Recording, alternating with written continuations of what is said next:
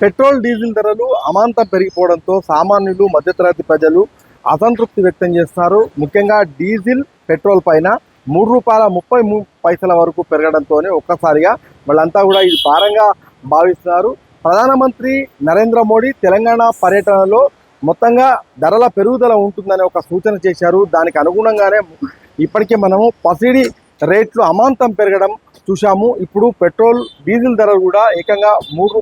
3.30 పైగా పెరగడంతో జనం అసంతృప్తి వ్యక్తం చేస్తున్నారు. అయితే ఈ ధరల పెరుగుదల ఎప్పుడైతే చేస్తారో అంతకుముందు ఒక స్పష్టమైన ప్రకటన చేయాల్సిన అవసరం ఉందని చెప్తున్నారు. మరొకవైపు మనం చూస్తే ఇప్పటికే ప్రధానమంత్రితో పాటుగా గవర్నర్లు అదేవిధంగా ముఖ్యమైన రాజకీయ నాయకులంతా కూడా తమ కాన్వాయ్ని తగ్గించుకోవడంతో పాటుగా మరొక వైపు ఎలక్ట్రిక్ వెహికల్స్ వైపు మళ్ళేయాలని చెప్పేసి ఒక ఆలోచన చేస్తున్న క్రమంలో మొత్తంగా ఇప్పుడు సామాన్యులు అదేవిధంగా మధ్యతరగతి ప్రజలు ఎవరైతే పెట్రోల్ డీజిల్ పైన ఆధారపడతారో వాళ్ళలో మాత్రం ఒక స్పష్టమైన అసంతృప్తి మనకు కనిపిస్తోంది.